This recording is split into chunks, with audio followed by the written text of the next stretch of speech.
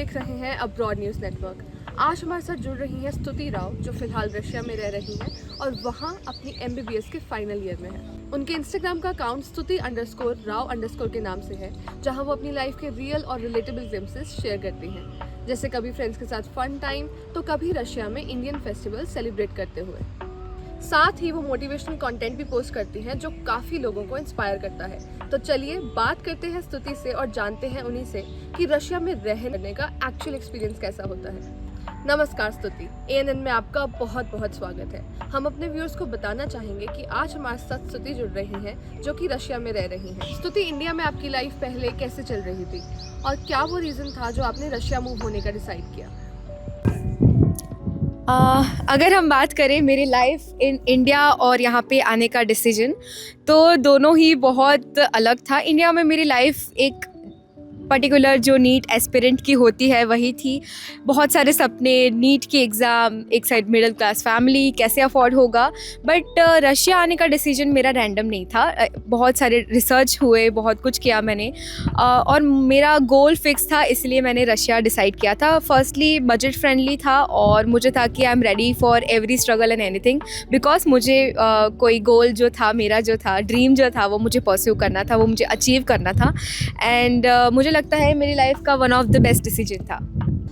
स्तुति, क्या आप हमें बता सकते हैं कि जब आप पहली बार रशिया पहुंचे तो आपको सबसे बड़ा डिफरेंस क्या फील हुआ इंडिया के कंपैरिजन में? ओके, सो सबसे पहला डिफरेंस जो मुझे हिट किया था वो था इंडिया से रशिया आने में। जैसे ही मैंने रशिया लैंड किया और जो वेदर मुझे हिट किया है, सच में मैं एक टिपिकल गुजरात में रहने वाली लड़की और फिर ऐसे कंट्री में आ गई हूँ जहाँ इतना फ्रीजिंग वेदर रहता है। तो सबसे पहला मैं बोलूँगी इट वाज वेदर। और फिर जैसे मैंने 2-3 दिन यहाँ काटे, मुझे पता लगा कि मुझे था कि कहीं भी अब्रॉड जाऊँगी, इंग्लिश बोलूँगी, इंग्लिश अच्छी है मेरी, मैं सर्वाइव कर लूँगी।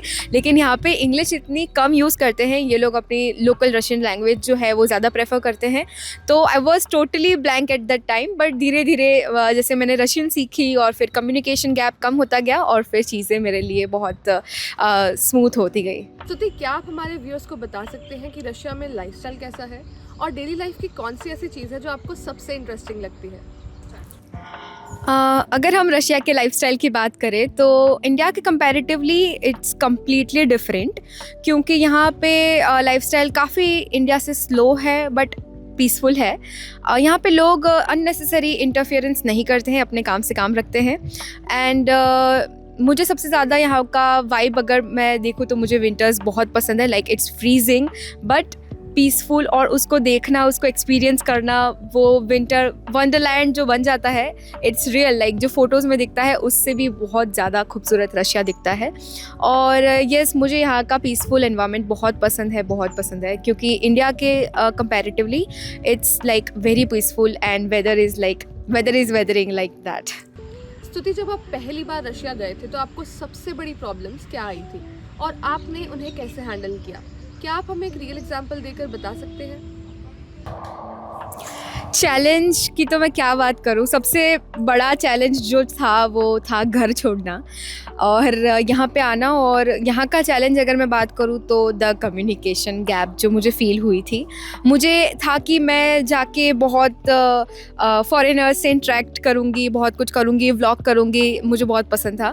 बट जो कम्युनिकेशन गैप मुझे हिट किया, फिर मुझे समझ आया कि ओके, थोड़ा सा मुझे रशियन सीखना पड़ेगा, थोड़ा मुझे उनकी भाषा, उनका कल्चर और सब कुछ अडॉप्ट करना पड़ेगा अपने पे। सो वो सब चैलेंजिंग था। अगर मैं कोई स्टोरी या ऐसा कुछ बताऊँ तो दिस इज़ द वन कि मेरे फ़ोन में बिल्कुल बैटरी नहीं थी और मेरा ट्रांसलेटर जो है वो काम नहीं कर रहा था। इनिशियल फेज़ की बात है, when I was like first year में थी शायद। एंड मुझे एक पब्लिक ट्रांसपोर्ट लेना था, but Russians to be honest वो बहुत फ्रेंडली नेचर के भी होते हैं। तो किसी एक रशियन ने मेरी हेल्प कर दी थी और बस तो मैं फाइनली हॉस्टल पहुंच गई थी। बाकी मुझे बहुत डर लग रहा था कि मैं घर कैसे जाऊंगी, मैं कैसे करूंगी सब कुछ। तो ये सब थोड़ा कम्युनिकेशन गैप मुझे फ़ील हुआ। बट जब हम अकेले रहते हैं ना, तो मैंने ये चीज़ नोटिस की है कि हम और भी ज़्यादा स्ट्रॉन्ग बन जाते हैं चीज़ों को लेके। और फिर मुझे उस टाइम के बाद अगर कुछ भी होता है तो मैं ये सोचती हूँ कि okay, I will figure this out. तो स्तुति, अब आप वहाँ क्या काम करते हो? महीने की इनकम रफली कितनी हो जाती है और कुछ सेविंग्स हो पाती हैं या नहीं? अगर मैं अपना करंट वर्क और इनकम, जैसा कि आपका क्वेश्चन है, तो मैं यही बताना चाहूँगी कि मैं यहाँ पर एक स्टूडेंट हूँ। तो मैं अभी, मेरा ग्रेजुएशन ईयर है, तो मैं अभी सोल फोकस मेरा जो है वो स्टडीज़ पे है और मैं कुछ नहीं कर रही rather than studying and everything. But yes, अगर आपको यहाँ पे आके पार्ट टाइम जॉब्स करनी है, you can do it. But MBBS एक ऐसी डिग्री है जो टाइम मांगती है, जो आपका पेशेंस जो है वो टेस्ट करती है। तो अगर आपको इन पैसे की ज़रूरत है या फिर कुछ है, तो फिर आप जॉब कर सकते हो। But if you talk about me, तो फिर मैं अभी फ़िलहाल कोई जॉब नहीं कर रही। But yes, various jobs are available for students for part time, for early base and something like that. Stuti, क्या आप हमें बता सकते हैं कि रशिया में मंथली खर्चा कितना आ जाता है? इनकम के साथ साथ एक्सपेंसेस मैनेज हो जाते हैं या थोड़ी डिफ़िकल्टी रहती है?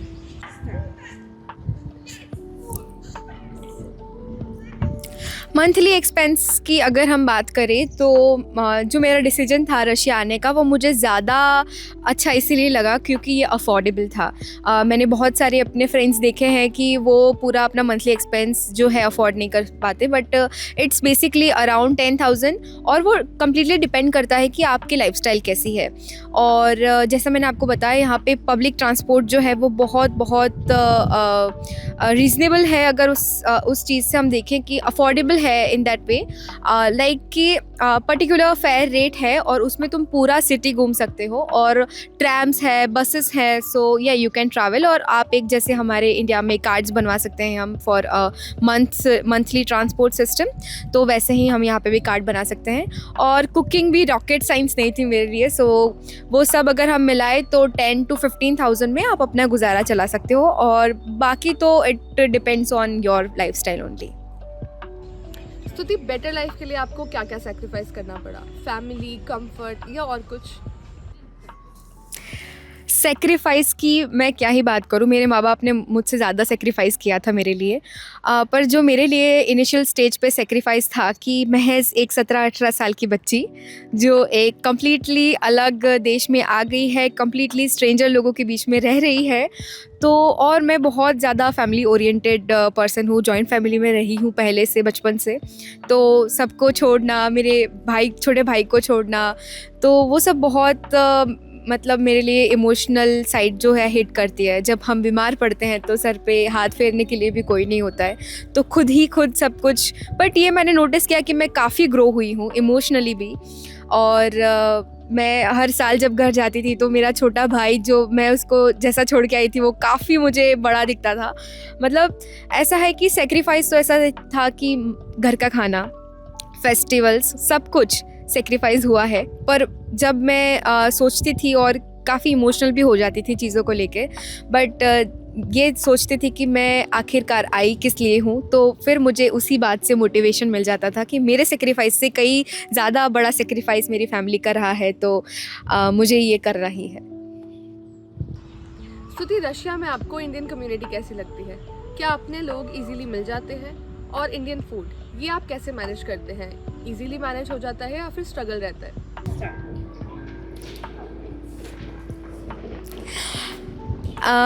Yes, Indian community and food की अगर मैं बात करूं, तो अब तो ऐसा मान लो कि इंडियन कौन सी जगह नहीं है, आपको अपने लोग हर जगह मिल जाएंगे।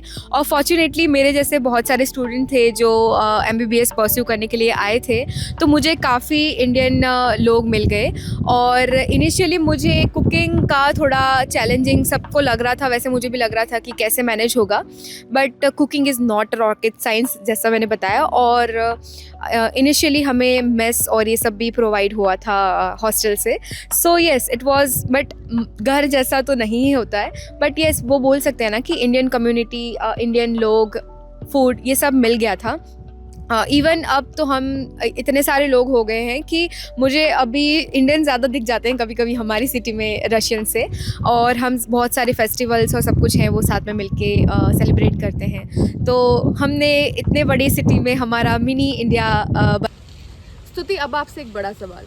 जो लोग कनाडा, US या ऑस्ट्रेलिया जाने का सपना देखते हैं लेकिन पैसे की तंगी की वजह से नहीं जा पाते, क्या उनके लिए रशिया एक ड्रीम डेस्टिनेशन बन सकता है? Russia as a dream option जो क्वेश्चन है तो मैं उसके बारे में यही बताना चाहूँगी कि जब से मैं छोटी थी तब से रशिया का नाम भी इतना नहीं था। जैसे एक फेरी टेल लाइफ जो मैं पेरिस जाऊँगी, एम्स्टर्डम जाऊँगी, यहाँ जाऊँगी, वहाँ जाऊँगी। तो मैंने ये चीज़ नोटिस की जब मैं जैसे जैसे मैं बड़ी हुई वैसे वैसे कि ड्रीम जो होता है, ड्रीम कंट्री, ड्रीम डेस्टिनेशन, वो ब्लाइंडली ड्रीम नहीं होता है। कौन सी जगह तुम्हें अपॉर्चुनिटी दे रही है, कौन सी जगह तुम्हें प्रैक्टिकल लगती है, वो ज़्यादा इम्पॉर्टेंट है। तो मेरे लिए मेरा ड्रीम कंट्री रशिया नहीं था, बट येस रशिया वो कंट्री है जिसने मुझे हेल्प की है मेरा ड्रीम अचीव करने के लिए। सो मैं रशिया के लिए बहुत मैं रशिया मतलब मैं क्या बताऊँ, मैं एक्सप्लेन नहीं कर सकती कि रशिया मेरे लिए क्या मायने रखता है। अभी अगर मेरे सामने कोई भी कंट्री हो, पर रशिया ने जो मुझे दिया है वो like I am speechless for that. And अगर हम बात करें यूएस, कनाडा और जैसी कंट्रीज़ का, तो MBBS ऐसी डिग्री है जो थोड़ा सा कॉस्टलियर साइड में चली जाती है अगर अलग अलग कंट्रीज़ में देखें। और तो फिर बजट अलाउ नहीं करता कभी कभी, तो बजट फ्रेंडली ऑप्शन भी था और प्रैक्टिकल ऑप्शन भी मुझे रशिया लगा था। सो मैं जिसको भी रशिया आना हो अपना MBBS का पर्टिकुलरली ड्रीम परस्यू करने के लिए, सो मैं बोलना चाहूँगी कि Russia will be a best option फिर। Again thank you so much ANN for inviting me और बहुत अच्छा लगा आपसे बात करके। और मैं चाहती हूँ कि अगर मैंने जो कुछ भी शेयर किया है उससे कोई भी व्यूअर है उसको थोड़ी सी भी हेल्प हो जाएगी तो I will be so grateful. Thank you. स्तुति, आपका बहुत धन्यवाद हमारे साथ जुड़ने के लिए और हमें अपना समय देने के लिए। हमें उम्मीद है कि हमारे दर्शकों को इस बातचीत से रशिया और वहाँ के लाइफस्टाइल के बारे में काफ़ी कुछ नया जानने को मिला होगा, खासकर उन यंग स्टूडेंट्स को जो वहाँ जाकर MBBS या फिर हायर स्टडीज़ करने का प्लान कर रहे हैं। तो अगर आपको ये वीडियो पसंद आई तो हमें फॉलो ज़रूर करें। साथ ही हमें कमेंट्स में ये भी बताएं कि आप नेक्स्ट किस फॉरेन कंट्री की अपॉर्चुनिटी और लाइफस्टाइल्स के बारे में जानना चाहते हैं। और अगर आपके मन में अभी भी कोई सवाल है जो इस इंटरव्यू में कवर नहीं हो पाए तो हमें कमेंट्स में ज़रूर बताएं। हम आपके सवाल स्तुति तक ज़रूर पहुंचाएंगे और उनके जवाब भी आप तक लेकर आएंगे, ताकि आपके मन में कोई भी डाउट रह ना जाए। वीडियो को लाइक और शेयर ज़रूर करें। मिलते हैं ऐसे ही एक इंसाइटफुल कॉन्वर्सेशन के साथ। धन्यवाद।